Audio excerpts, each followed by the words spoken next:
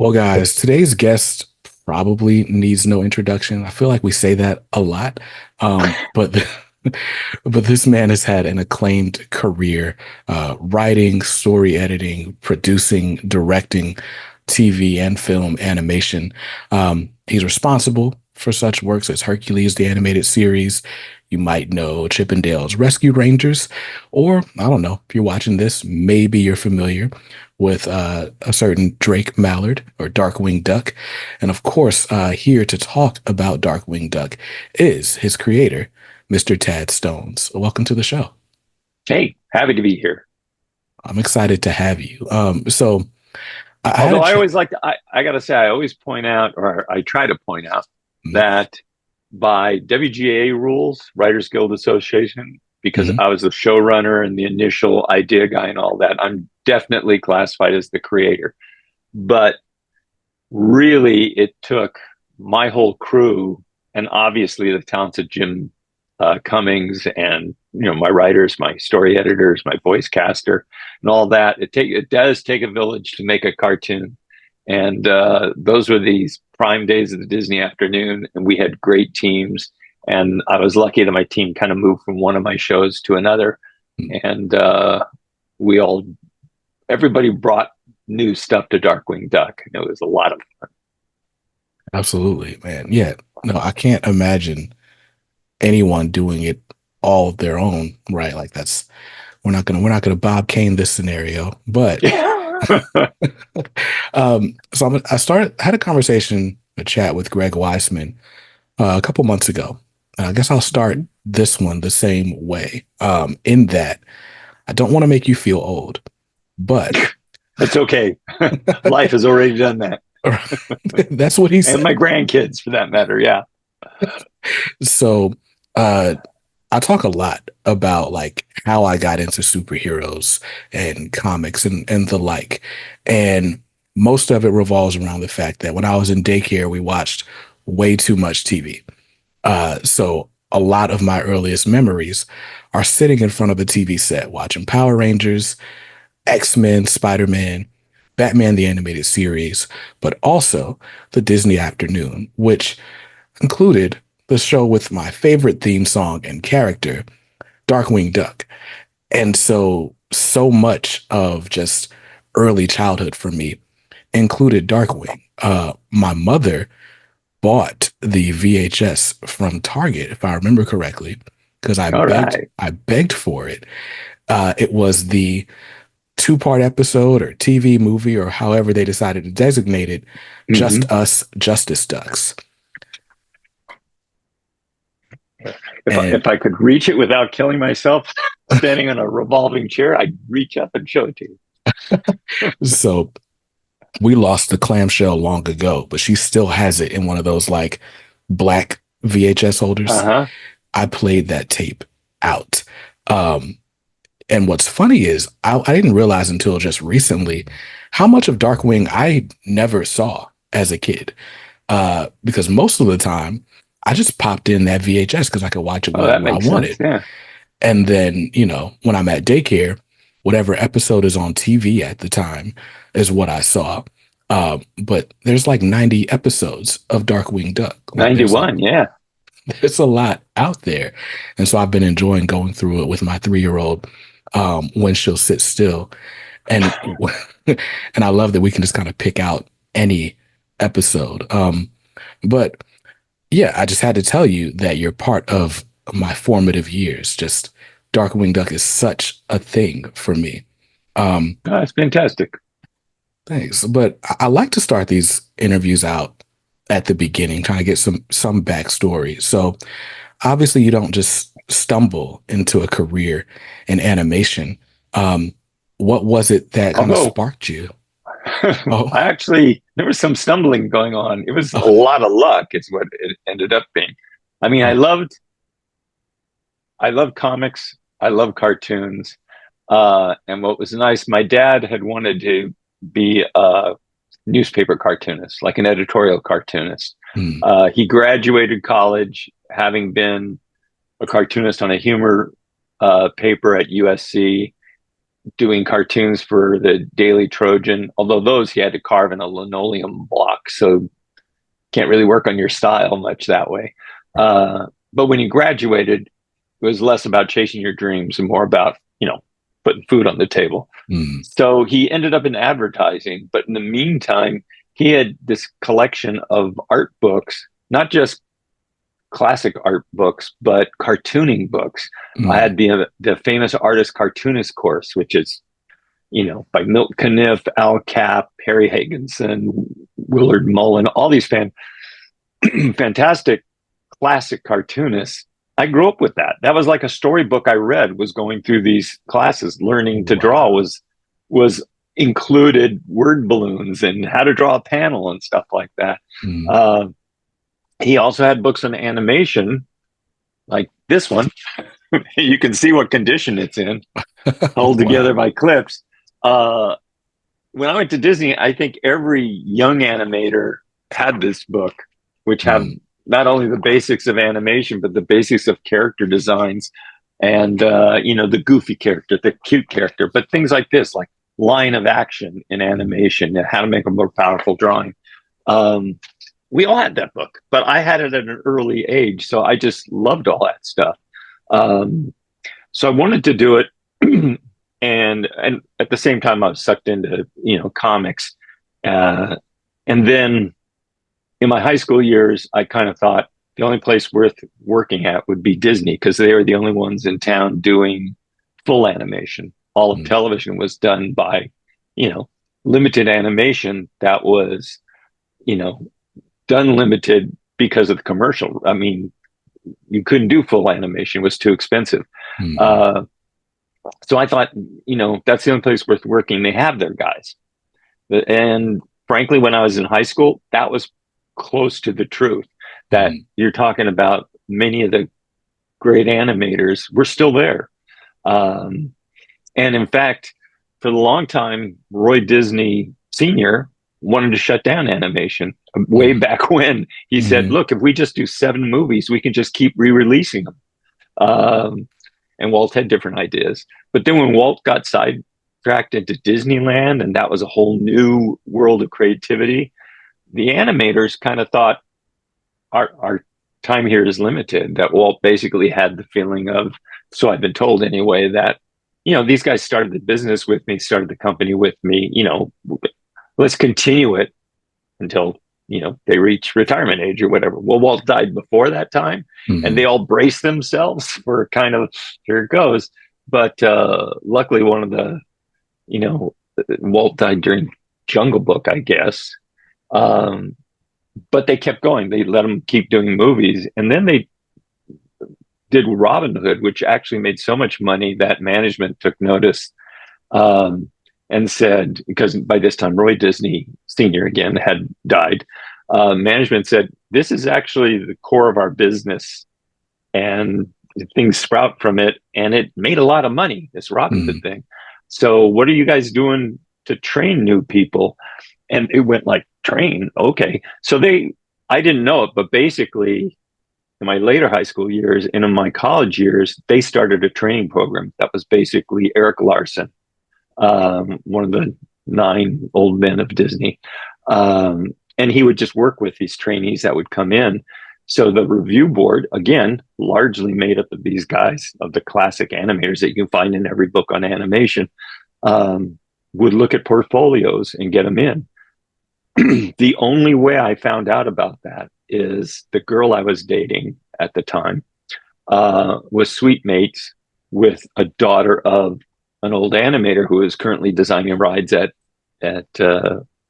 what is now Imagineering. Back then it was just WED. Mm. Uh, and so she said, "Hey, there's this training program. You should try out for that."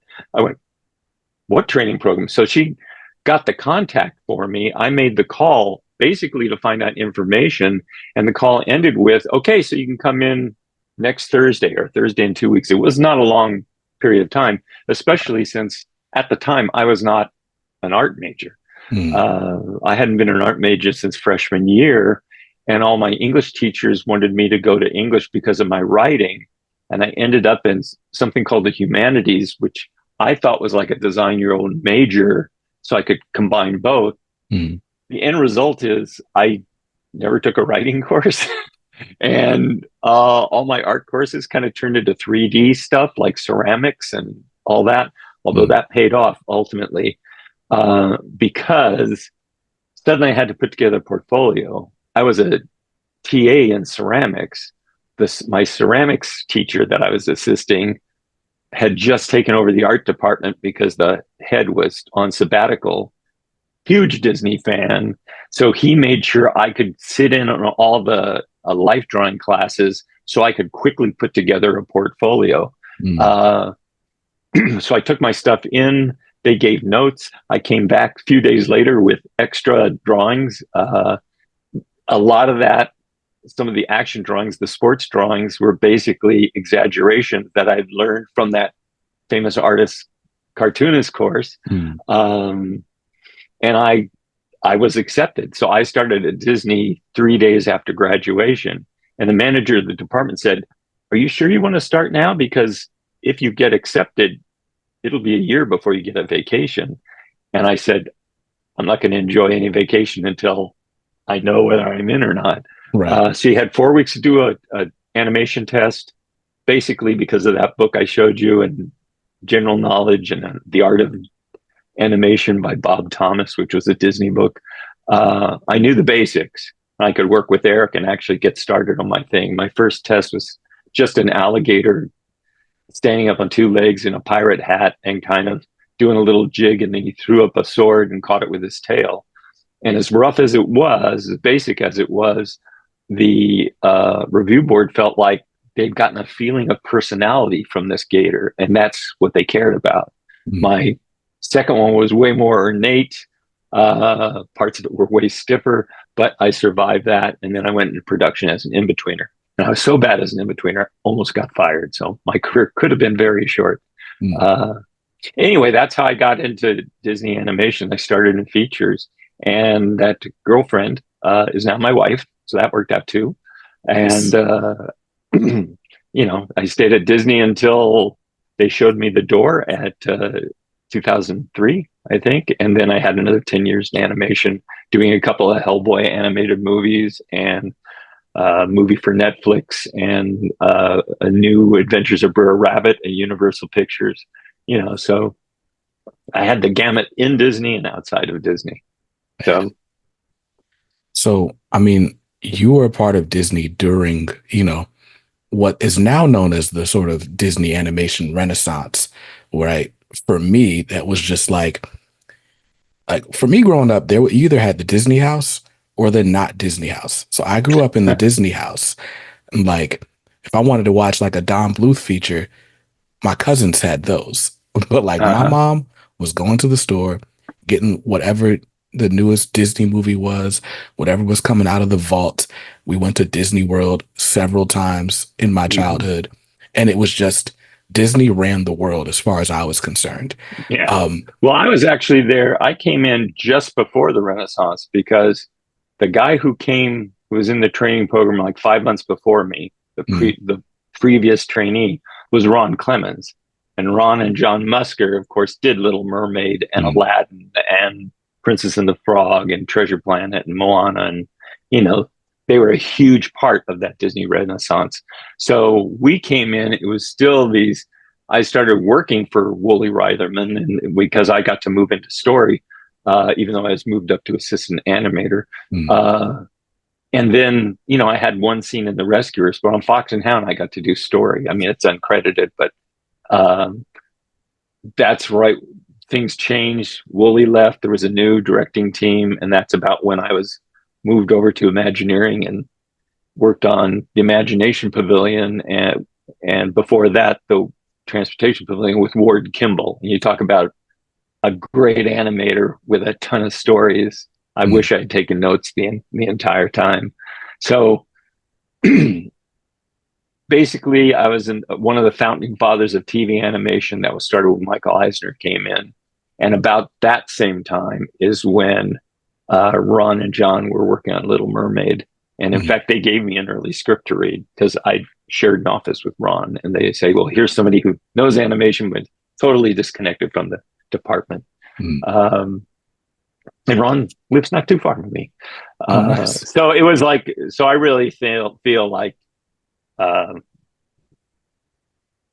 the the Bluth picture, Feifel, and the Spielberg picture uh, kind of kicked Disney in the pants, made them Hmm. say, "Hey, here's stuff that they made a lot of money on this." Hmm. Uh, that's right when Disney management came or changed, and they looked at animation as this is making movies. This so animation had these bizarre ways of being done in features. Like, well, we don't use scripts. We kind of work out an outline. We explore it visually, and it was like there are strengths to all of that. But Hmm. when you're talking about story arcs, character development, all of that, it's like, cinema's been around for 100 years. We kind of have ways that actually work. And Hmm.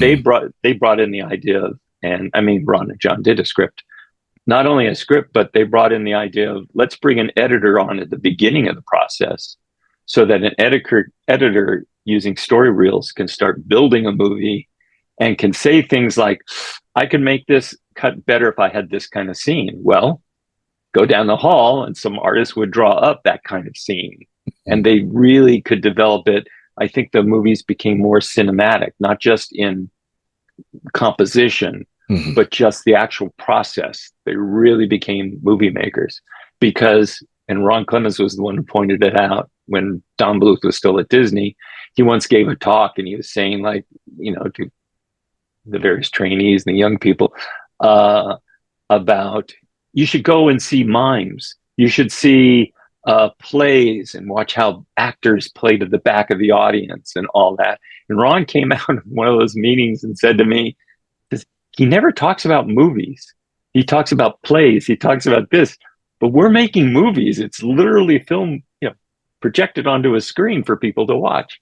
And I think that changed in a major way again when these movie makers came uh, to Disney and brought that sensibility to it. So anyway, that was what was going on at Features. I had been around designing rides. I came back, then I went to consult on TV. There's about a year and a half that I wondered what I was doing and how I was getting a paycheck, and Hmm. then ended up in this first meeting about TV animation, and didn't go right away. Went back to Features, and then I was actually thinking of leaving the company when I ran into one of the guys from uh, who was starting at TV animation, one of the executives. He said, Hmm. "Oh, you should come and visit." And I came and visited, and he's kind of introducing me as, "Yeah, Ted's going to be coming over here." It's like, I didn't say anything, but I'm going, I never said that. But Hmm. uh, had a meeting with Jeffrey Katzenberg, and he said, "Ted, it's not a one-way street. If it doesn't work out, but right now they could really use you." Well, it's pretty much a one-way street. But it didn't matter. I was actually better suited for television instead of doing one. I mean, my life had gone a different path. Who knows? But um, instead of doing one story for 4 years, I was doing many stories. So about one character, one group of characters. But I enjoyed working with people on new stories and fresh ideas and all that. It just suited me better. So, so there's a couple of stumbles in there. If I had dated a different person, I never would have found out about the training program. If I Wow. had been, I don't know, a better in betweener, maybe I wouldn't have moved into story. And it's because of these weird projects I did that I was invited to that first meeting about TV animation and then invited to join TV animation. Man, that's wild. It's crazy to think about just kind of the paths we take and where they lead, even when we don't Yeah. know it. Um, but I guess something that's been central to this theme, right? You're talking about story and whether it's feature films, stage productions, rides. You talked about rides, working on rides, and Mm-hmm. then television. Like it's all story, but then you got to sort of change it to fit whatever the medium is. Yeah. How easy is that to do? Well, each is a whole different type of storytelling. I mean, when rides, they'll often talk about the old guys would talk about rides as in like go through the Pirates of the Caribbean, and they would describe, well, here's this scene, and then here's the governor being dunked in a well while his wife is saying doesn't want him to give up the treasure, and Mm. they they talk it through as a storyline, but the reality is you're sitting in a boat and most of the audience is doing this. Right. So things have to read in a different way, but that also Hmm. means they can go through the ride a second time. And this time they're looking at different angles and stuff like Hmm. that. So it's kind of a different type of storytelling.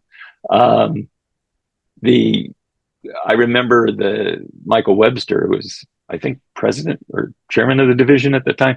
Whatever his He was head of TV animation. He reported to Gary Kreisel, who eventually took over that spot.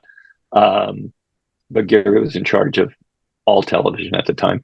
Uh, he said, "Tad, you're going to come over here, and and all I can say is television animation is entirely different from features, and then you're going to be here about a year, and you still won't realize how different it is."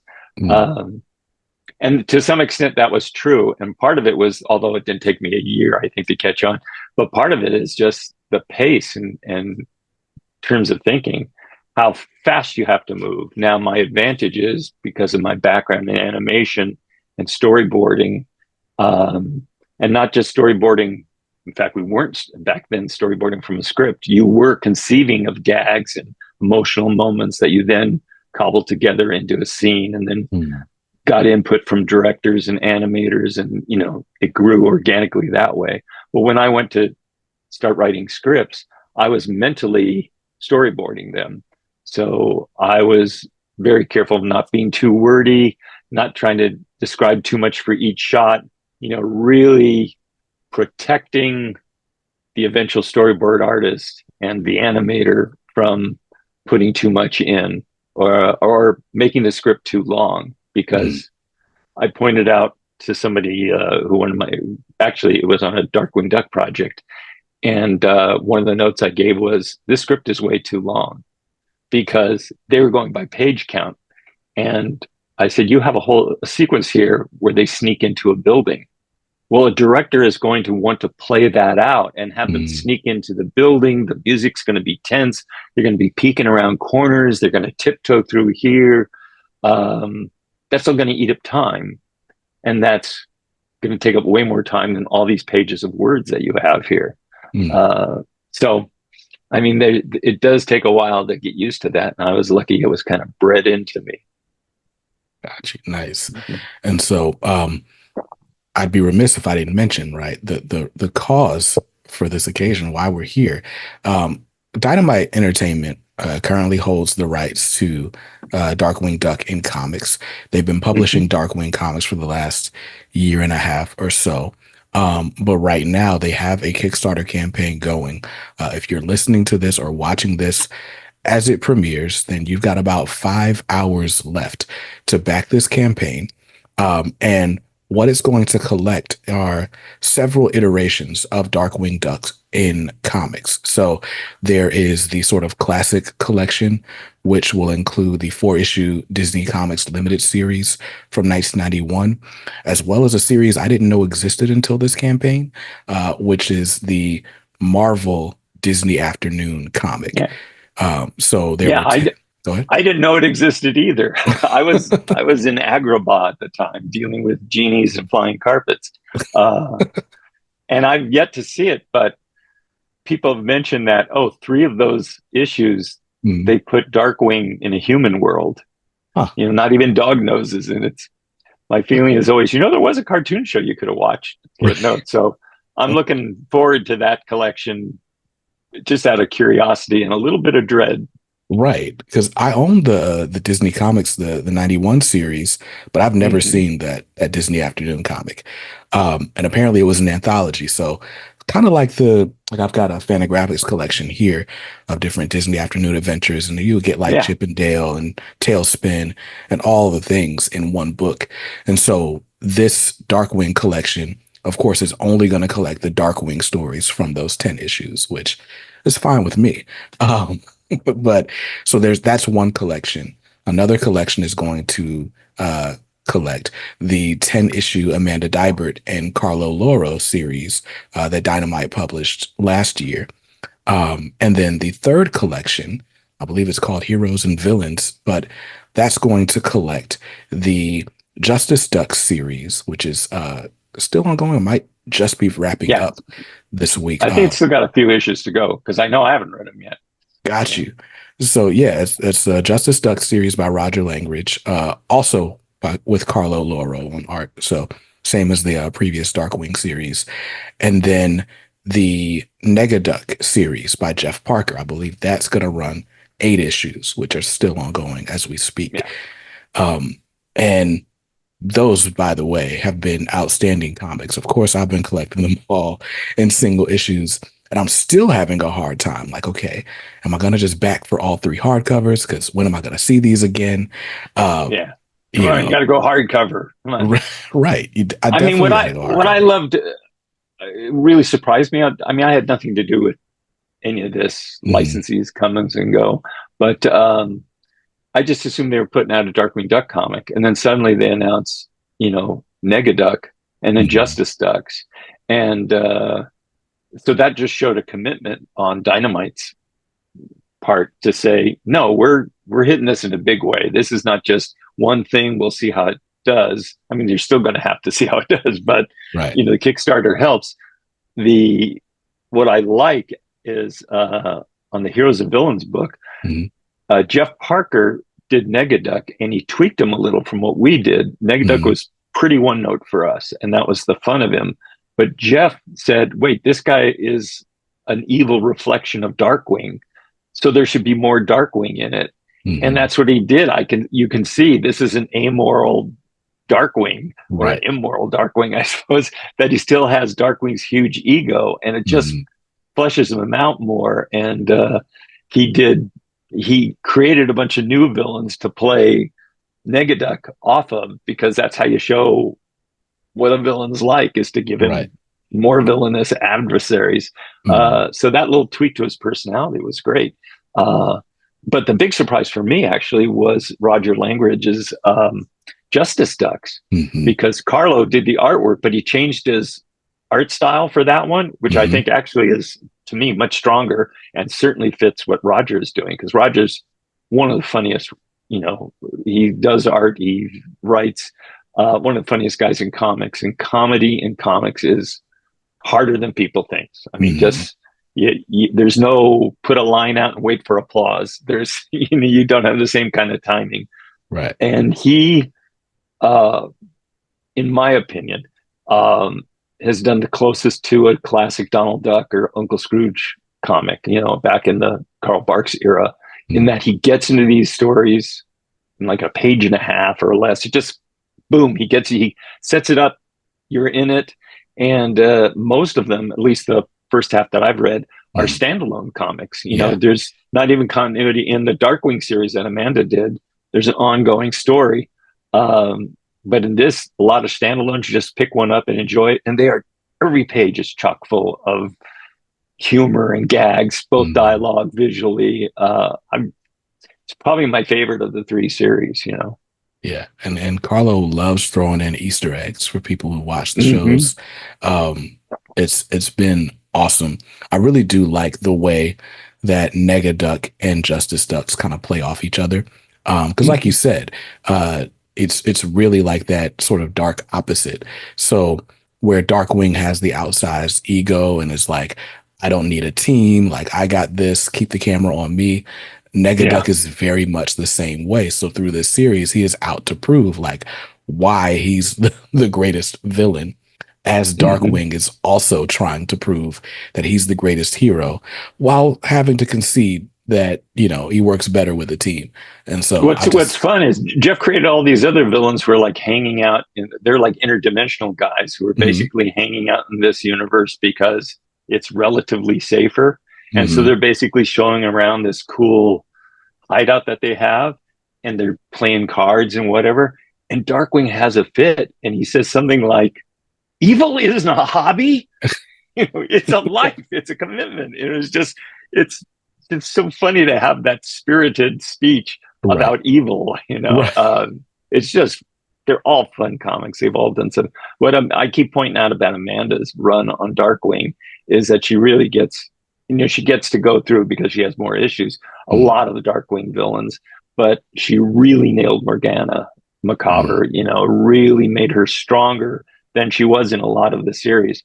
Um, I keep pushing for, a 6-issue limited series of each of the Justice Ducks, except for mm, Darkwing. Let them shine because each one could be a totally different feeling and comic, go from supernatural stories. I mean, in the series, we played around with universal monsters and mm, a little bit of Lovecraft, classic stuff.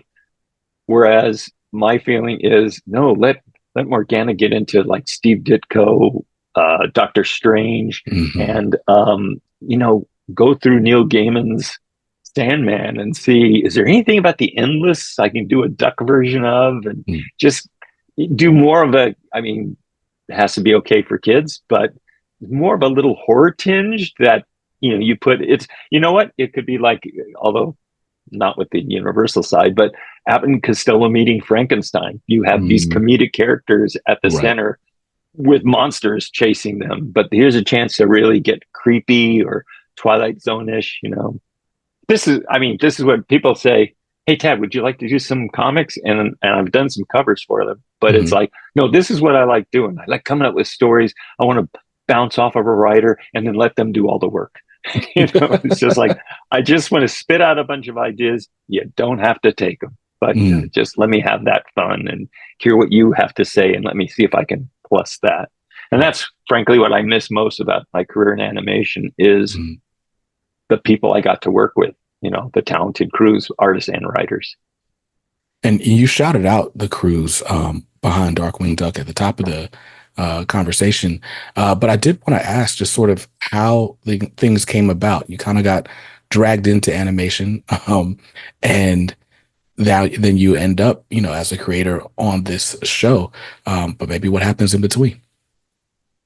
The When I moved to, I mean, I had that meeting on at TV Animation, the first one. It was actually at Michael Eisner's house on a Mm, Sunday, but it was the end of his first week he was there, so it really showed how he thought television animation was important because he felt, look, animation is the heart of Disney. It should everywhere there is animation, Disney should be there. mm, It's not all going to be equal, but wherever you are, they should be top of the line. mm, So I was at that meeting and I had pitched things. And the reason I was at the meeting is that a lot of those people came from the licensing side or because they had pitched television projects before with previous management.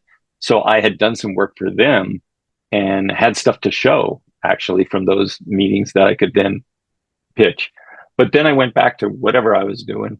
Uh, and thought I was, when I was considering leaving the company and just freelancing storyboarding, and then my idea was, well, then that'll pay the bills, and then I can write science fiction short stories or whatever to mm, feed my soul. Um, I talked to, the executive who was at that meeting, and he invited me over, and suddenly I'm sucked in on that side. Um, I was technically management when I first went there, creative manager. So really, my job should have been calling up agents, bringing in writers from the outside, taking their pitches, and then presenting them. mm, I didn't know that. I was too dumb. So all I knew, I was saying like, oh, it's up to me to come up with some ideas. And I felt, even though that's the way Hollywood worked, because I had just worked within Disney, mm, the idea that somebody would write up something and all this detail without being paid just struck me as wrong. That can't be the way it works. So mm, we had these gong shows where a lot of things are pitched to management with just 2 or 3 lines. And I remember one that came up and we pitched 23 items, and I think 18 were mine. But they were just one liners. Like the one I remember is Trojan birds and Legionnaire cats. And it was just kind of a road. And thank God they didn't take that idea because trying to come up with a full season, who knows? But it was like Roadrunner and Coyote, except my idea is that the birds were up in these giant trees. That's where mm, the city of Troy was. And then the cats were Legionnaires. And it was just that kind of broad action gags. But that's mm, as simple as you would pitch. and they would just go gong or ask a few questions about it or whatever.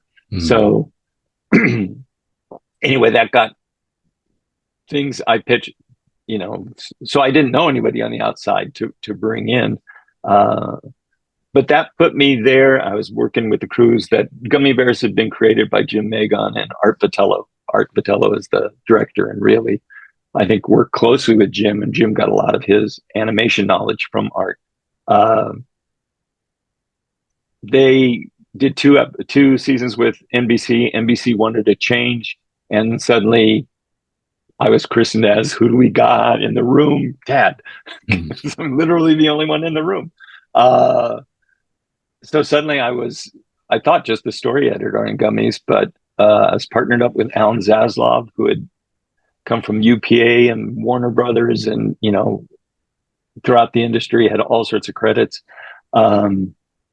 And we jumped into the third season of Gummies, and still storyboards came through me, so I could check the story, and I would always add in gags or suggest drawings. And then I got to the end, they say, we're going to make you co-producer. And my response was, I would have given different notes. If I was a producer, I tried to keep it down here. So we did one season of that, and then, developed Rescue Rangers. And that was my first full-on show that I was in charge of.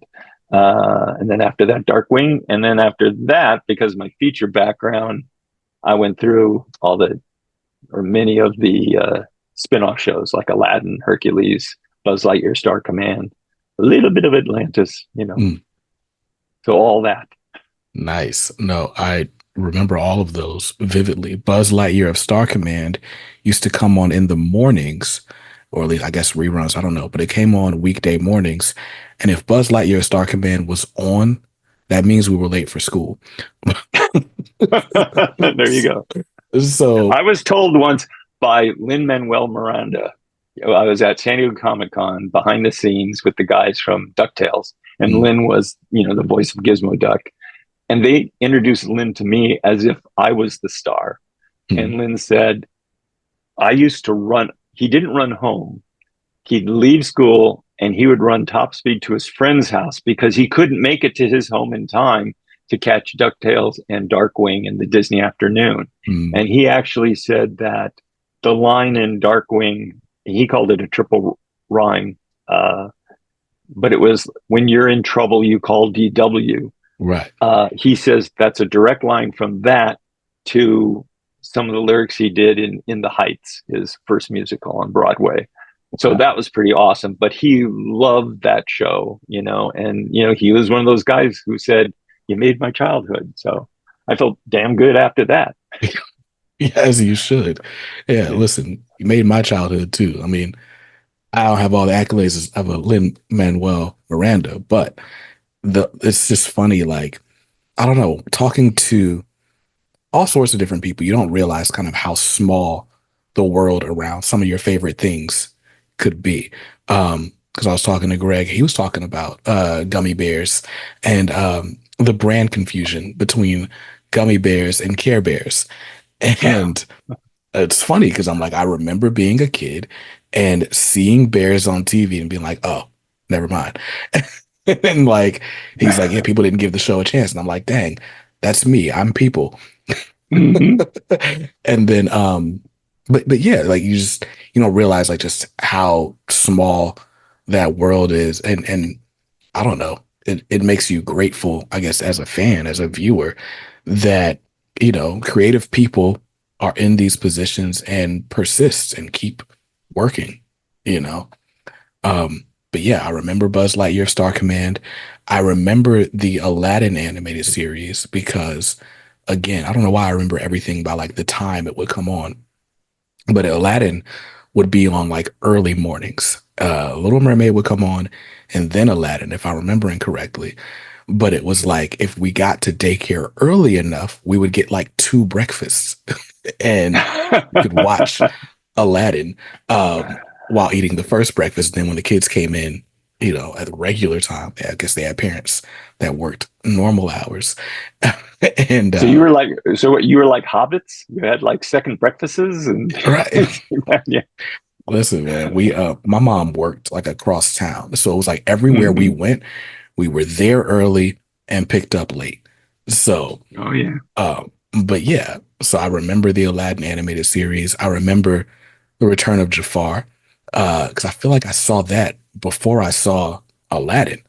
Um, but we had the Well, that would make VHS. sense because it was released on tape before the Aladdin series came out. It was made to introduce the Aladdin series, Mm, but when Jeffrey saw the original animation, because the first half was done by Australian studios, who were great, mm, and it started with a Howard Ashman song, Arabian Nights, mm.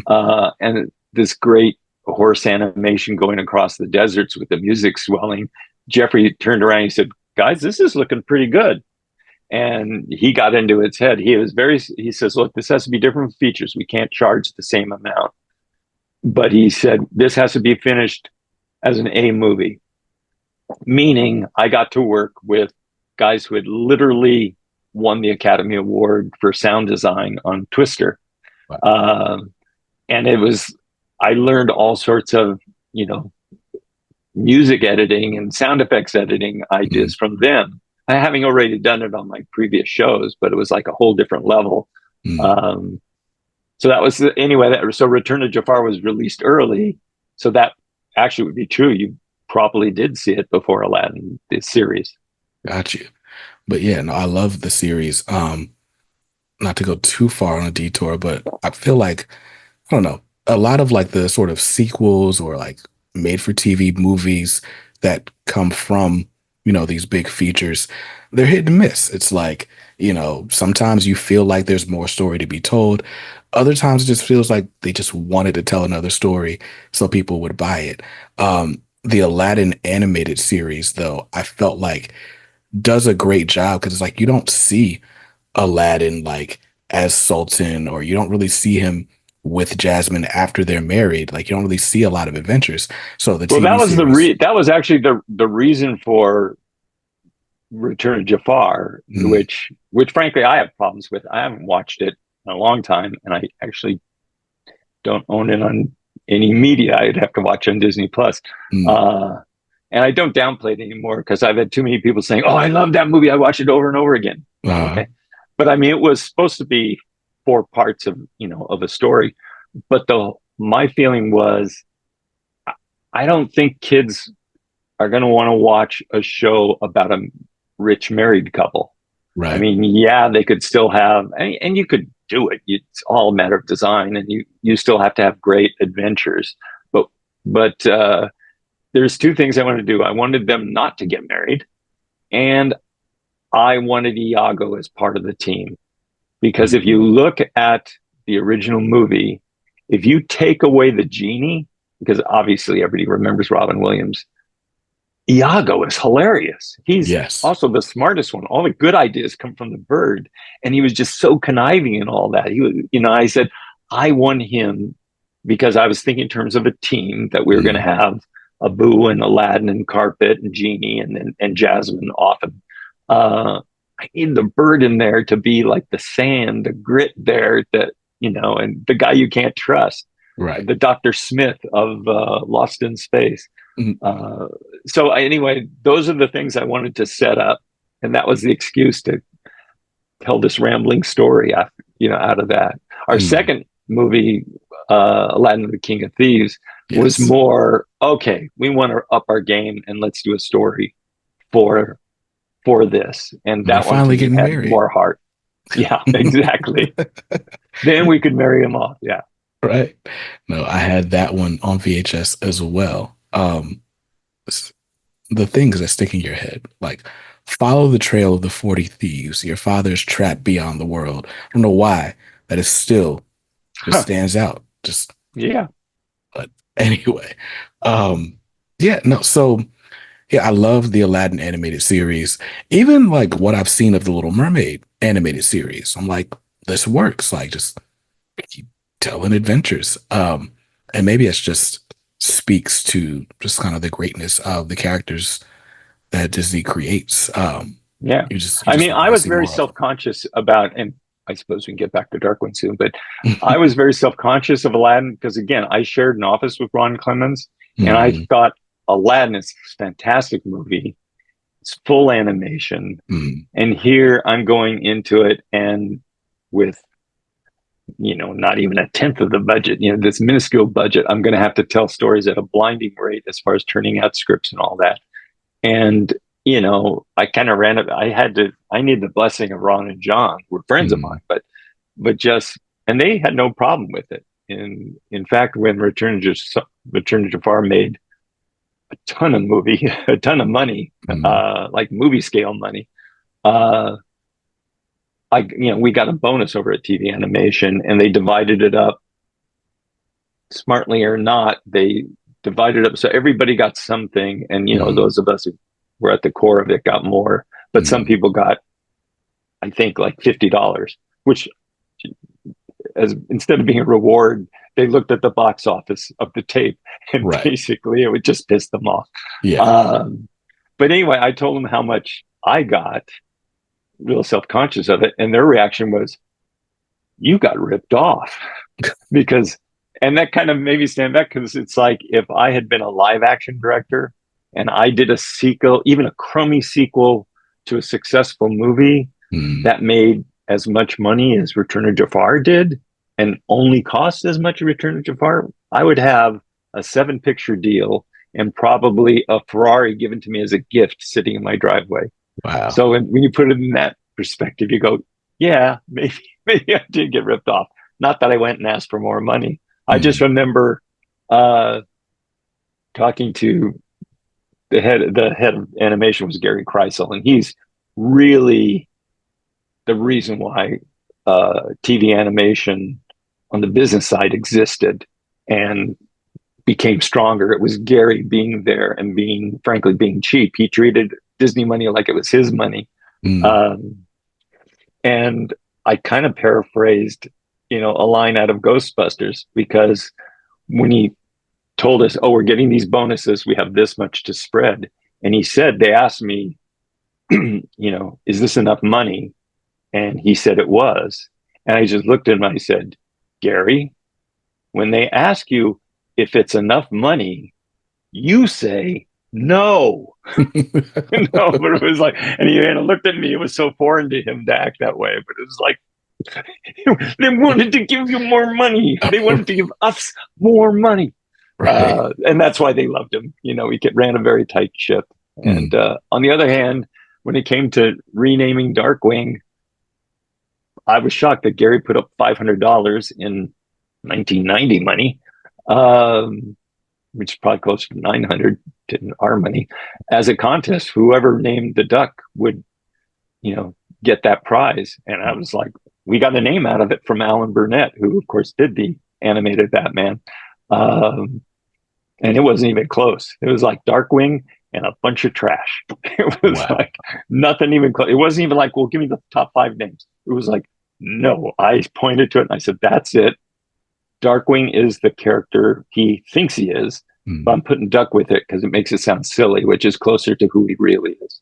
Um, and it wasn't even, there was nothing that even anyone would dare bring up as an alternate, right. not that everybody had fun, but it was just like, you look back at it and you go, oh yeah, Nightwing. Who didn't think of that? So, Right. No, that's awesome. So, Darkwing starts out as a pitch, and you're developing it as Double O Duck. yeah. Um, and it does have to get renamed because Ian Fleming's estate's like, now we've got Double O locked up. Specifically, it was the guys who owned the rights. It was the movie people. Cubby Broccoli was the name of the producer, did tons of those Bond pictures. Mm, So it was the movie guys who opened up Variety, and here was a double page spread announcing Double O Duck. And mm, they let like little things slide, like an episode of DuckTales called Double mm, O Ducks. But they were trying to reinvigorate the Bond series, and to see, they're saying no one's going to take it seriously, or at yeah. least there's a danger of that. We don't want somebody goofing on it while we're trying to make it grittier than it used to be or whatever. So yeah, we lost the name, and then mentally that helped me because it really got me away from the spy stuff, even though we had already drifted from spies into pulp heroes. Mm, But and I ended smack dab in the comics of my youth, even before Marvel Comics, the Silver Age of comics and mm, early Marvel comics were one and dones. Even yeah. early Marvel, they were just one story per issue. Hmm. Um, and you knew the basic continuity, but it didn't really matter. You knew that, yeah, Lois Lane, Clark Kent, Perry White. I know those guys. I know the relationships.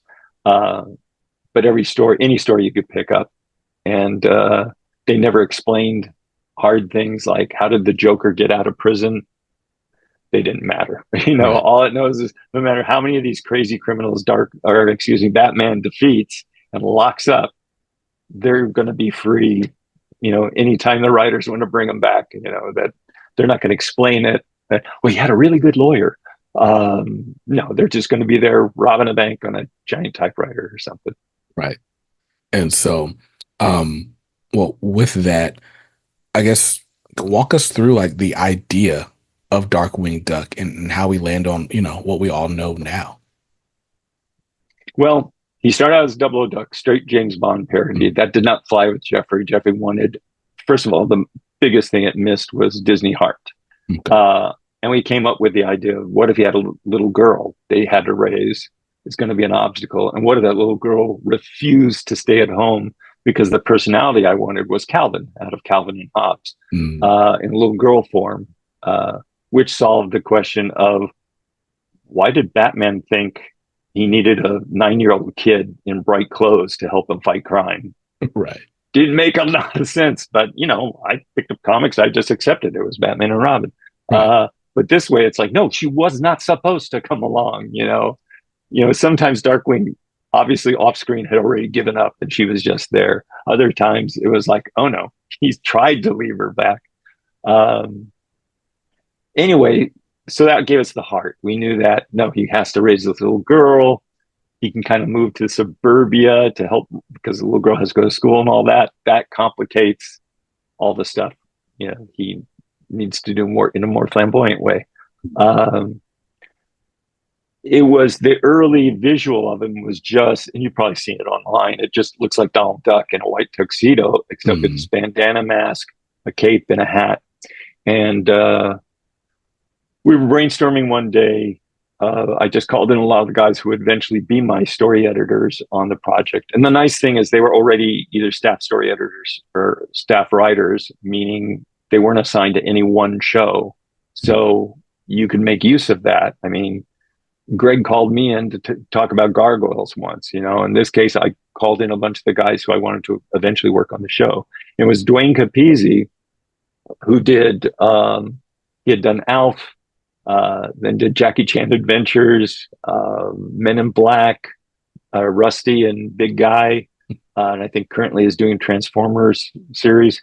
mm, Anyway, Dwayne looked at this guy in a tuxedo and mask, and he said, "This looks more like doesn't look like a spy. It looks like the old pulp heroes, like the Shadow and Green Hornet."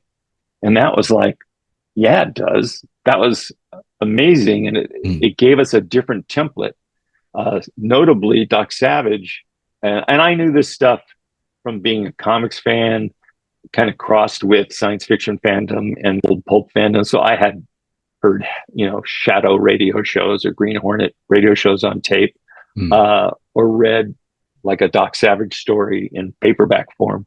Um, Doc Savage had a group of experts that he worked with, uh, and they were all super eccentric characters. I mean, one of the scientists, literally looked like a Neanderthal man, and he was constantly with this uptight Englishman that they constantly squabble with each other.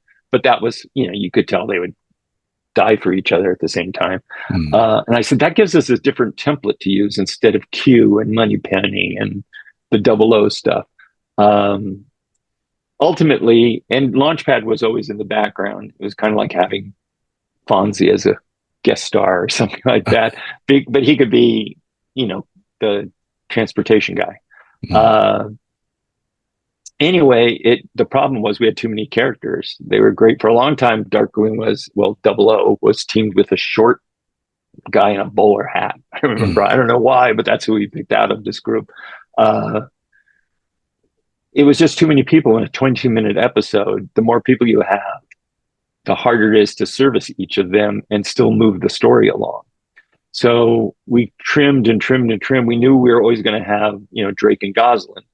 Uh, but then it was like, it came down to launchpad. We need somebody to, I want him to have a plane and all of that. It's like he serves multiple purposes. And really the idea of that many experts back at headquarters, really that would just keep the story from going forward, because to give them any comedy or any setup, you would take all of act one or something. Right. So we pared it down that way. Then, like I say, when we lost the name, it had already started shifting toward comics. And with the idea of Batman and the Flash both having fantastic rogues galleries, and Spider-Man too, for that matter, that started me down that road and embracing that in a big way. And specifically, Silver Age, Golden Age to a certain extent, but Silver Age Batman is when he had bat everything, not just the batarangs. He had, and bat hound. He had a Batmobile, obviously, bat copters, bat plane, bat boat, and all that. So Darkwing was supposed to have. He had the Ratcatcher, which was a Judge Dredd motorcycle, which ended up less like Judge Dredd once we put a duck bill on it. The Thunderquack, of course, is plane. And he actually was going to have a boat called the Wave Shredder. And that's why St. Canard has a river going around it. So he could use this boat, which we never did. But, those other things, were fine enough. So that was directly out of the whole idea that Batman had his face on everything. Because those Silver Age and even the end of the Golden Age, that's when he had a big bat face on the head of the car. It was this big, sleek car. The closest thing is, I think, Bruce Timm's in the animated series, with a big single fin on the back hood, and this big bat face in the front. So it's just he had a lot of trademark, lawsuits going on to keep his trademark there. So Darkwing was the same way. I wanted to keep that. The other thing I wanted from the shadow was, I love the weed of crime bears bitter fruit. Who knows what evil lurks in the hearts of men? The shadow does. And then he would laugh, echoing. And I thought, that's what I want from Darkwing. I want him to have this, he'll come out of smoke, have this echoing laugh. So it used to be Darkwing would only say one thing. He'd say, I'm the terror that flaps in the night. I'm the winged scourge that pecks at your nightmares. I am Darkwing Duck. And then I told the story a lot recently. Just a few scripts later, we had a script called Double Darkwings, and Launchpad had to masquerade as Darkwing. And the gag was he always got the line wrong. And it was so hilarious. Again, the way I viewed the show is, I'm not going to, a foolish consistency is a hobgoblin of little minds, they say. Anyway, it's like, this is too good to remain just a gag in this episode. Let's give it to Darkwing. We rewrote the early scripts. We re-recorded the lines to give that to Darkwing, which is what everybody loves about that whole thing. And the fact that Launchpad was actually getting the lines right then in that show, it's like, yes, it wasn't as funny, but doesn't matter. Look what we got out of it. Same with Negaduck. Negaduck was created. I love Negaduck. And I said, bring him back. And I don't care what his origin is. We won't say anything about it. Let's just bring the character back. And, again, the Silver Age of comics is very strong, because the reason why Negaduck is yellow, black, and red is because the Reverse Flash was yellow, black, and red. I grew up with him. That's the epitome of an evil version of a hero. And there was no other explanation of that. It was just like, those are evil colors. Come on. Right. Nice. So anyway, and by that time we're up and going, and we're just doing all sorts of things. My favorite stuff was always, I wrote an initial script that showed how wild we could go. And that was that sinking feeling with Moriarty. And, in the third act, in the climax, they're in a baseball park. Suddenly, they're all wearing baseball uniforms, and we Mm, didn't explain where they came from. And that was, I regret not when that episode came back. I should have every once in a while showed it to the team again to yeah. just make them realize, no, we can go farther. You can really break rules on this for the sake of the gag and contain it. And who knows what the rules are? You'll know it when you see it. Right. But that to me, the crazier episodes are the ones I like the most. That one where you have you know lost in a world of modern art paintings, and they're running from painting to painting. Mm, Ones where people are typing up a comic book story, and we're seeing the adventure that changes hmm. depending on who's at the typewriter writing the script. Um, Twin Peaks, which was our parody of Twin Peaks, those are all the crazy episodes. Yeah. Yeah. No. And that's what I loved about Darkwing as a kid was it felt like, I don't know, there was like classic Disney because you would see that like in reruns or that'd be what you watched at school, like when the teachers wanted to play a movie that was safe. So we watched Yeah. like old Mickey or Donald and Goofy and stuff like that. And it was like, that was very clearly different than like the Looney Tunes and stuff that was playing on Cartoon Network and stuff around the same time. But Darkwing feels like it's got classic Disney and some Looney Tunes and like the gags, the timing, the quick humor. Like it just worked for me. Well, again, when I was growing up, Disney held on to their short subjects. They did not release them to television except on the Mickey Mouse Club. You'd Mm, have, and you're way too young to remember, but they'd do this Miska Muska Mouseketeer, time for this um, one, whatever how it was. But they would show one cartoon per show. And I guess it was a Monday through Friday show. Um, and that was it. Meanwhile, Warner Brothers said, "We have all these cartoons. Give us money and we'll let you show them." So I grew up on classic Warner Brothers cartoons, Daffy Duck, Bugs Bunny, the earliest Bugs Bunnies. And even because different packages went to different, studios or networks, um, the lunchtime show in LA, Sheriff John, would mm, show cartoons that even were silent cartoons. I didn't realize till later that no, that was a silent cartoon that had someone put a soundtrack to so they could sell it to television. So I right. saw Coco the Clown out of the Inkwell was one of the earliest, cartoons, and precursors to all the Warner Brothers stuff. There was Bosco. There was what did he become? He became Billy or whatever they changed him.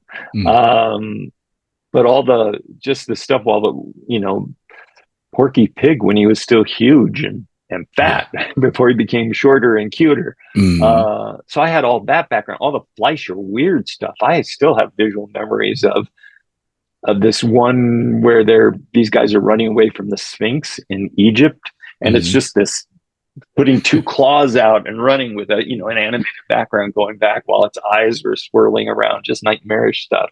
But definitely my cartoon humor came out of those years because that's what was on TV. That's what I mean. I didn't get to see a bunch of Disney shorts really until I started work at Disney, and they would show mm. us a half hour's worth there, once a month or whatever. And we could check things out and put them on our own Moviola to examine stuff. So yeah, a lot of that is in Darkwing. It's basically shorts sensibilities. Certainly, there was Disney stuff that was fanciful too, Mm. um, and plenty of, especially Ward Kimball pulling off certain gags. Um, but all that was what I wanted in Darkwing, that kind of craziness. And no, you definitely achieved that. So I have to ask this because I have to imagine that much like the name Darkwing, there couldn't have even been a follow-up pitch, right? The theme song, I don't know who decides that, but I just can't imagine a world where there's like seven drafts of that theme song that were even in contention. There was the way they did those things. Rescue Rangers, even more than Darkwing, is the potential payoff for a composer, a lyricist, selling a theme song that was going to play every day is huge. Hmm. And because of that, they would get submissions just for free. And these things would be not just because of synthesizers, but guys are going to put more into their demos to really make them sound finished. So actually, with Rescue Rangers, there were a handful that, oh, I could see going that way. In Hmm. fact, the one that I liked the most was we ended up buying the music rights to, because when the Rescue Rangers go into action, like on the Ranger plane or something, you'll hear dun dun dun dun dun dun dun dun. That's Hmm. actually from a theme song that we didn't pick. I liked it at the time because it was the straightest. It sounded like something you would march to, and I thought that was just funny when you're talking about 2 inch high characters and all that. Hmm.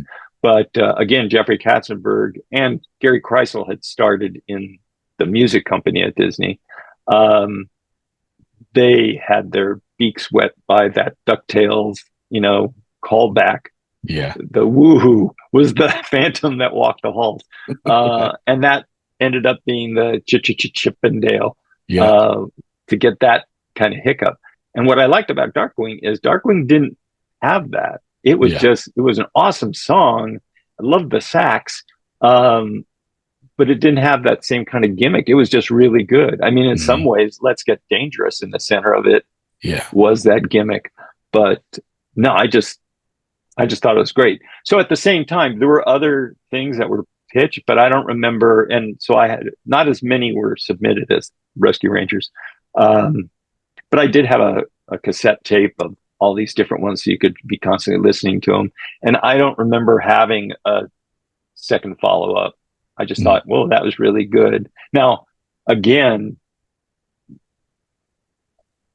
I was not, to me, it's like, and probably foolishly so, I wasn't worried about getting the perfect theme song, because the right one really does have an effect on your show. It was like, Yeah. I have all this to worry about. And these people, the head of the music department and my boss, and all these people are going to have, and ultimately Jeffrey and Michael are going to pick the final one. I'm just Hmm. going to stay out of the way. But hearing that one, it's like, yeah, I really like that. I wasn't going to give detailed notes on anything. I just thought it was a great pick. It had been, if it had been something that for some reason I thought was truly awful, yes, I would say something and fight for anything. Um, but you know, we had talented people in the music department. Talented. My boss was a talented person as far as recognizing music and seeing things. So I was real happy with it. I just think it was awesome. Yeah. No, it's great. The DuckTales theme song is great. Chippendale is great. It's had a great run of theme Yeah. songs. Um, man. But anyway, yeah, I couldn't let this interview pass without asking about the theme song because it's just so iconic to me. Mm-hmm. Um, so again, I do want to remind people because, well, now you've probably got 4 hours left to back this campaign. Uh, but if you go to comicsaredope.com/darkwing, you will find Dynamite's Kickstarter for these three collections. You can get them in trade paperbacks, you can get them in hardcovers, which are oversized, so like omnibus sized hardcovers. And you can even get like more limited with metal effects and all sorts of stuff going on. There's art prints, there's all sorts of things that you can get for backing this campaign. You can even get like a really cool box set. Like there's a lot there. There's Commission original. If works. you really got money to burn, there's original art where you can get 4 sketch covers that go together to do one image. Wow. That's like some awesome stuff. You see, I don't go to the comic store each week anymore. I Hmm. Every once in a while I'll go and buy something, but pretty regularly I will find something on Kickstarter that I want to support the artist, whether they need it or not. I got the Arthur Adams collection recently. Hmm. I got, and to me, what I always do is you jump on a Kickstarter, you can get these things, and usually they're going to be more expensive once they're out in the real world. Yes. That this is the price you want to get it at. And, at the very least, I would say, get the Darkwing softcover collections, Yeah. because then you've got them. They're, you're not chasing separate issues all around. You've got the stories collected, and they put together a beautiful package, I think. Absolutely. So you got time, a little bit of time. So just hurry over, right? Maybe open it in a new tab while you're listening to this. But yeah, the Kickstarter is really awesome. When Dynamite announced it, they gave me the pleasure of announcing the Kickstarter on the channel. And I was very excited because I don't know how it came up, but we'd been talking about Darkwing for a while. Um, but anyway, I was just so excited to see Darkwing in these new iterations. The Justice Duck series is great. The Darkwing series is great. Negaduck is great. And I'm glad they're even reaching back and going in the archives and grabbing some classic stuff that I hadn't ever seen. What's it been like for you, right, to be in the sort of the writer's room, create this thing with, your team and see it live on for as long as it has? Um, well, here's the thing I have to correct. It's a minor thing, but we didn't have a writer's room. In fact, when I went and visited the guys on DuckTales 2017, one of the first things one of the writers asked me is, "How big was your writer's room?" And I practically did a spit take. I said, "We didn't have a writer's room. People ran into my office. They'd pitch me a story. We'd go back and forth and argue, and then come up with something. They'd go back and write it up, and boom, we then Wow. did that." There was the idea that we're going to get together a few months early and we're going to map out this arc and weave the secondary character, and then that arc will come to the top. And then it's like, no, it was more like, we got to get something out. Right. So that was our feeling. But having said all that, obviously in my talk here, you see how my love of those early comic books when comics were simpler, and Mhm. hey, I bought in big to Marvel Comics and, had complete sets of Fantastic Four and Spider-Man and Iron Man and Avengers. Um, you know, so I appreciated all the soap opera and continuity that came along. But that early crazy time of the early Marvels and all the DC stuff, you can see that Darkwing taps in on that. So the fact that it came back, and this is like, well, aside from the early stuff, Boom Studios took a shot at it, and Joe Books kind of continued that on. And then what Dynamite has done is really committed to it, not just with one book, with three books, Mhm. and the knowledgeable comic writers that they brought onto it. Jeff Parker, who does Negaduck, actually um, worked on Rusty and Big Guy, the animated series. So he started in storyboard cleanup. Mhm. And Dwayne Capizzi, that guy I mentioned as being, the guy who said, "Hey, I think it's more like the Shadow and the Green Hornet." He was Jeff's boss at one point, basically, because he was the producer on that show that Jeff was working on. Wow, So all the circles coming back. man. But anyway, I couldn't foresee any of that. The fact that this much in the future that Darkwing would still be seen in comic form, and of course, it's still being developed as a possible series. So fingers crossed on that one. Man, the Seth Rogen's team's doing that, right? Yeah, and I point out to people, they're the guys. It's Point Grey Pictures.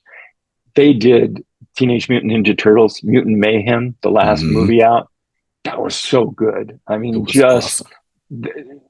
it was so. It's like one of those things that was staring you in the face and nobody saw it. That let's write them as if they really are teenagers, as Right. opposed to superheroes that were just calling teenagers and saying they like pizza a lot.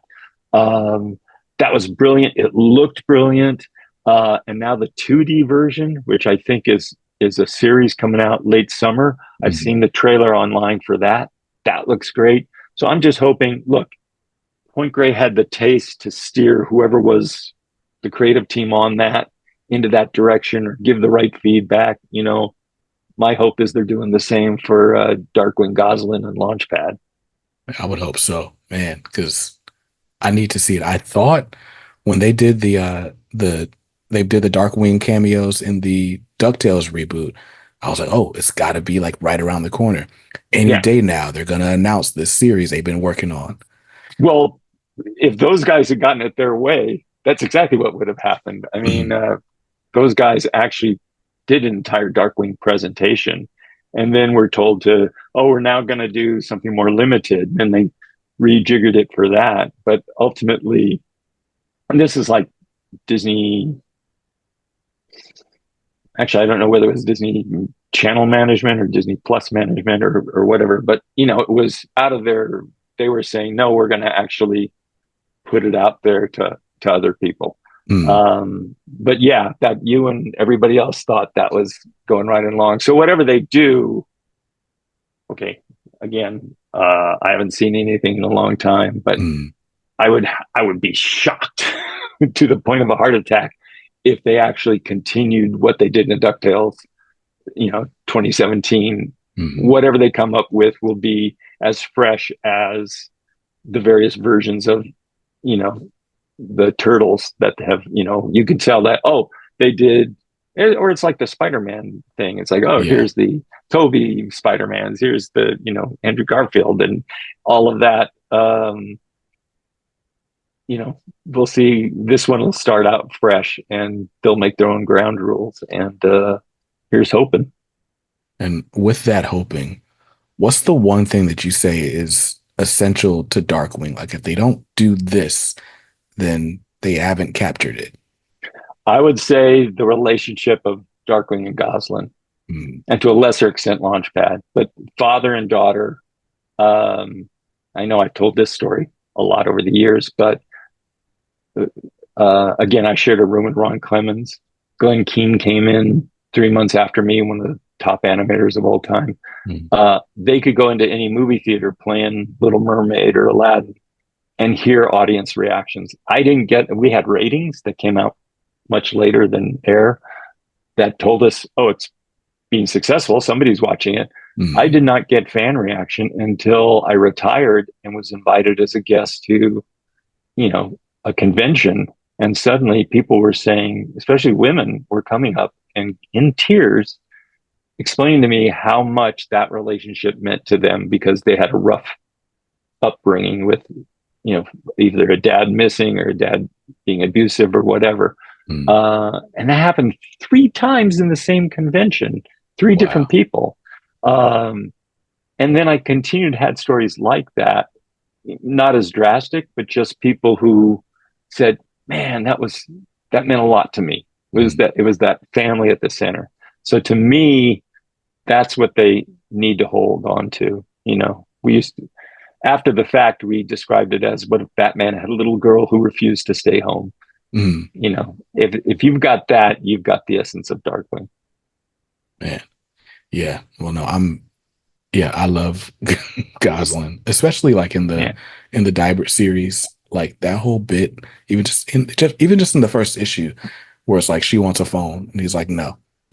They go yeah, through all of this for him to eventually come around, but just Goslin always wanting to leave the nest or prove her independence, and Drake trying to keep her under his thumb yeah. is just it's great. And maybe I'm just sentimental because I got daughters, but Well, you know what? The other thing is, Amanda was about 9 years old when Darkwing came out. She has a mm, 9-year-old daughter.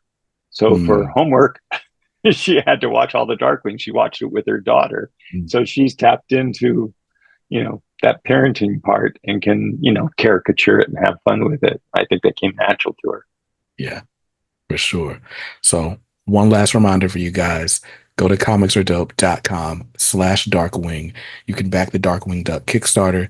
You can grab one or more of the trade paperbacks. You can grab the whole set of three. You can move up to the hardcovers or even the limited edition hardcovers. They've unlocked stretch goals. The campaign crossed 300,000 today.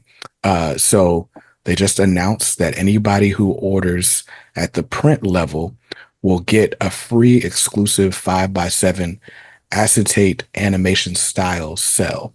Um, which now I'm like, I gotta get something so I can get this cell. There's already other things coming out, like there's an ash can for a new Darkwing Duck series coming. And I believe you did the cover for that, right? Yeah, I did. So In fact, there. I do covers for, the whole series. I don't Oh They wow, haven't actually announced that, but they announced the ash can, so I'm blowing it. man, I'm that's revealing it. which That's exciting. drove me nuts. Although some of the covers came out really sweet. It was one of those things I finished and went, wow, this worked out.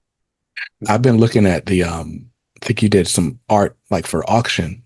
You posted on your Blue Sky, and I'm like, man, I got to get in on one of these. Yeah. Those are really good, man. So yeah, back the campaign. Tad, thank you so much for your time. I know you've had a long circuit for these interviews, Yeah. but I really appreciate you talking to us, and I'm excited about more Darkwing coming. So thank you again.